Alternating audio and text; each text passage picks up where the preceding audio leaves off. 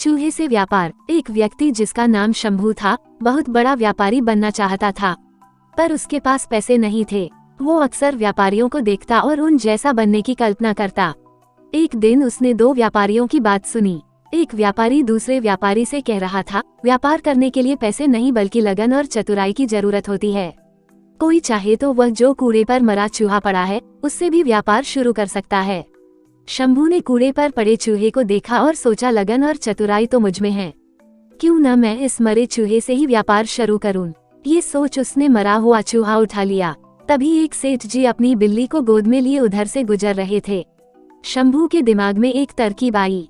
वह चूहा उठाए उस सेठ के आगे आगे चलने लगा। सेठ जी की बिल्ली चूहे को देखकर उतावली हो गई। वह म्याऊं म्याऊं करके कुलबुलाने लगी। सेठ जी ने शंभू से कहा, क्यों भाई, ये चूहा बेचोगे? शंभू ने कुछ देर सोचने का नाटक किया। अंत में वह तैयार हो गया। सेठ ने उसे एक सिक्का दिया। शंभू सिक्का लेकर आगे चला। इस एक सिक्के से क्या किया जाए? तभी उसे आगे एक प्याऊ नजर आई।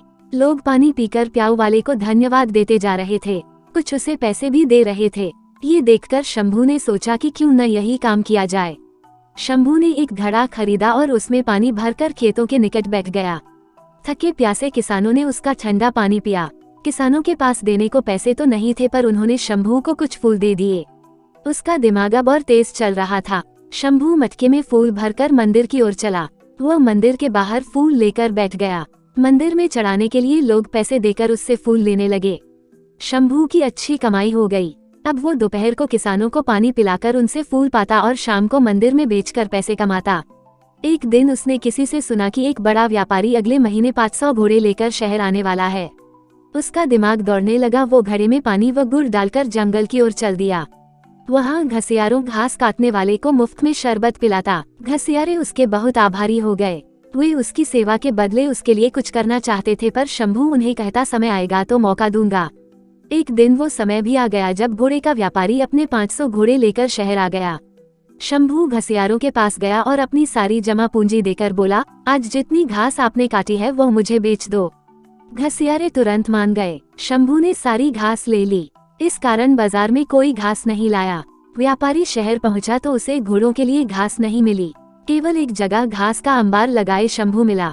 उसके पास 500 गट्ठर थे।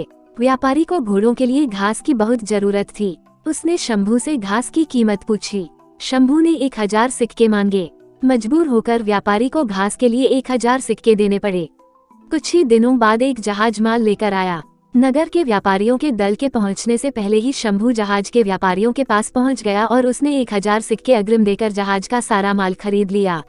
नगर के व्यापारियों को शंभू से माल खरीदना पड़ा।